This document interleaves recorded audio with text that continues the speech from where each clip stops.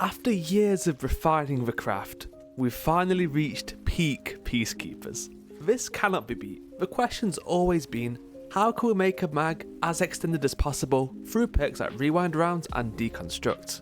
Then also trying to find the right damage perk like target lock, which can maintain a 45% boost when beyond initial size. Well, how about if you just don't ever have to reload? And it also has target lock and extra base damage due to being a blaster. Enter the M17 Fast Talker. I tried to explain what's going on here within one mag. Here's a role I'm using. The perk which is doing a lot of the heavy lifting is cooling baubles. Whenever an elemental pickup or an orb is collected, the weapon is cooled, around 40 heat each time. Also, since this role happened to be shiny, another origin trait is available, Accelerated Assault. This is nuts. Just from dealing sustained damage, heat is periodically removed and damage increased slightly too. So let's just cut to the end of this and I'll get into more detail. So here we are on Arc Titan Bolt Charge Barry, a well-known setup around these parts. Using Touch of Thunder and Pulse Grenade will periodically generate Ionic Tracers, which is just another type of elemental pickup. Each of these tracers will reduce heat from Fast Talker, letting you shoot for a ridiculous amount of time.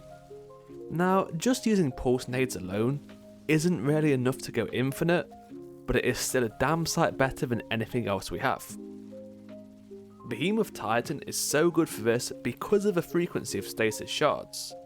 It's much higher than any other elemental pickup. And the super gen rate when you can just hold down the trigger is just kind of ridiculous. Just have a look at this for yourself.